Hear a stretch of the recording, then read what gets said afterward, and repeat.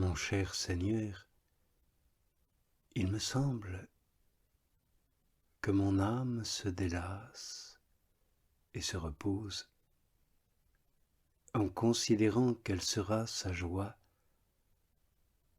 si ta miséricorde la rend si heureuse que de te posséder un jour.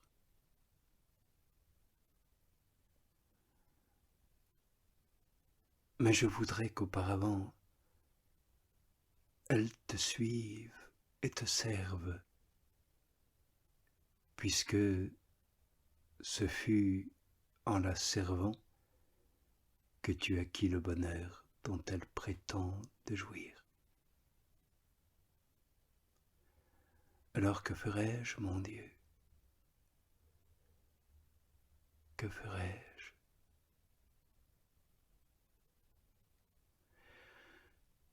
Oh, que j'ai attendu tard à m'enflammer du désir de t'aimer.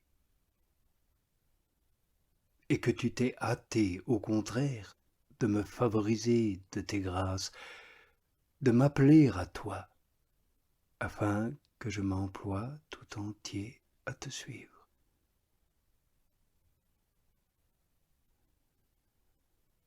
Oh mon Seigneur, se pourrait-il bien faire que tu abandonnes un misérable? Se pourrait-il bien faire que tu rejettes un pauvre mendiant lorsqu'il vient se donner à toi? Ta grandeur est-elle limitée? Ta magnificence a-t-elle des bornes? Non, mon Dieu, ma miséricorde, comment peux-tu mieux faire éclater ce que tu es qu'en faisant grâce à ton plus infime et misérable serviteur?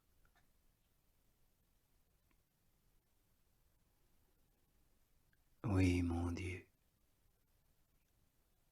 signale par là ta toute-puissance et donne à mon âme de la comprendre, en lui faisant regagner en un moment, par l'ardeur de son amour, tout le temps qu'elle a perdu en manquant de t'aimer.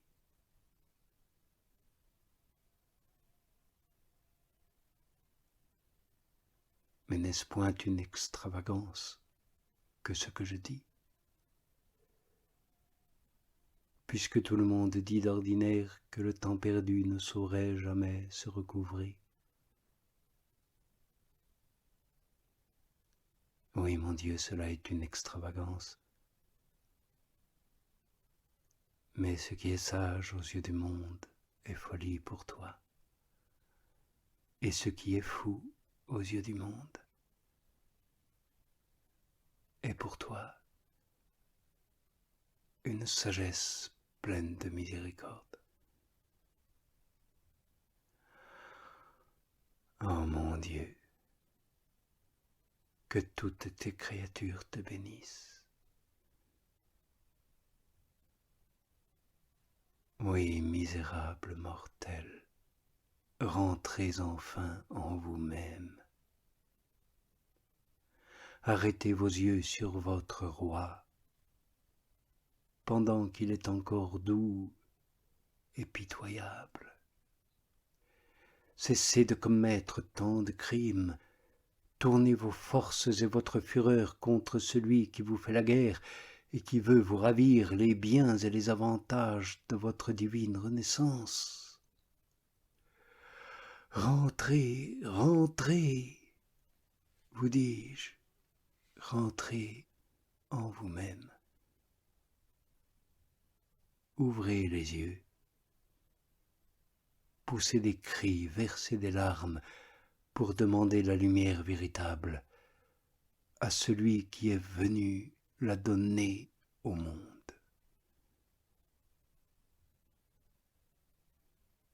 Considérez bien, au nom de Dieu, que tous vos efforts vont à donner la mort à celui qui a donné sa vie pour sauver la vôtre. Considérez que c'est celui qui vous défend de vos ennemis. Et si tout cela ne suffit pas, qu'il vous suffise au moins de connaître qu'en vain vous vous opposez à son pouvoir,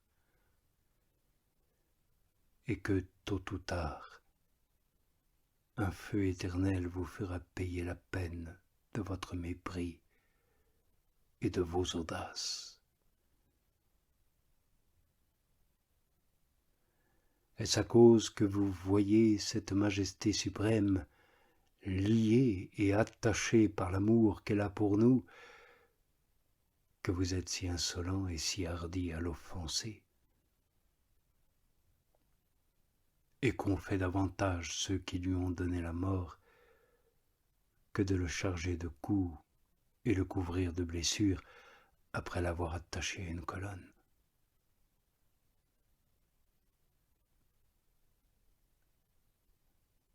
Oh mon Dieu, est-il possible que tu souffres pour ceux qui sont si peu touchés de te voir souffrir?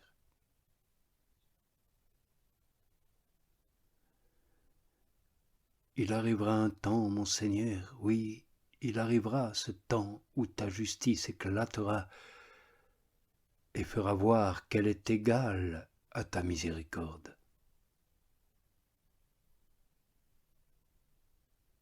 Considérons bien cela, chrétiens, considérons-le attentivement,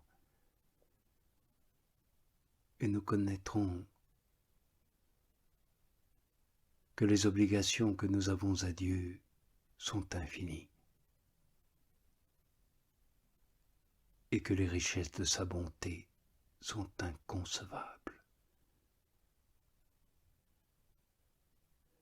Que si sa justice n'est pas moindre que sa clémence, hélas, mon Dieu, hélas, que deviendront ceux qui auront mérité qu'il en fasse connaître la grandeur en leur personne, et qu'il exerce sur eux la sévérité de ses jugements?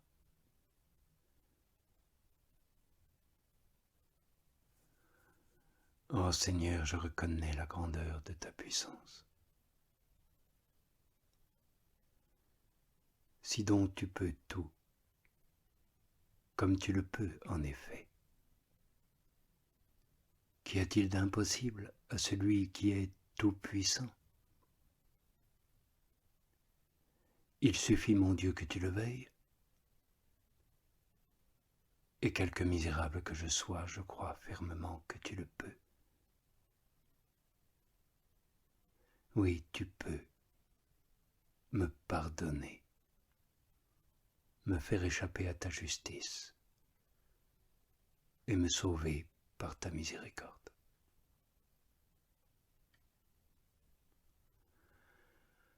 Oui, plus les merveilles que j'entends raconter de toi sont grandes, plus je considère que tu en peux faire de plus grandes. Plus je sens ma foi se fortifier et crois avec encore plus de certitude que tu feras ce que je te demande. Car qui pourra s'étonner de voir faire des choses extraordinaires à celui qui peut tout faire?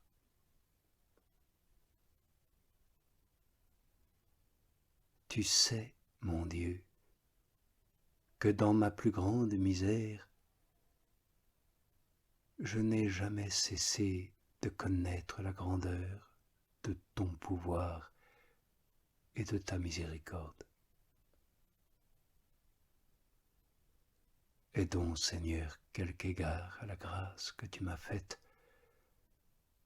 de ne pas t'offenser, au moins en ce point.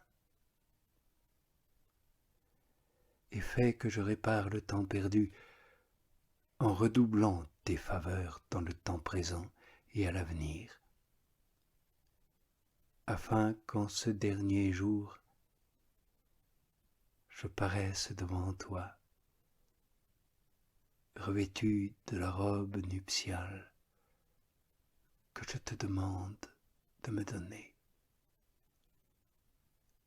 puisque tu le peux et puisque tu le veux.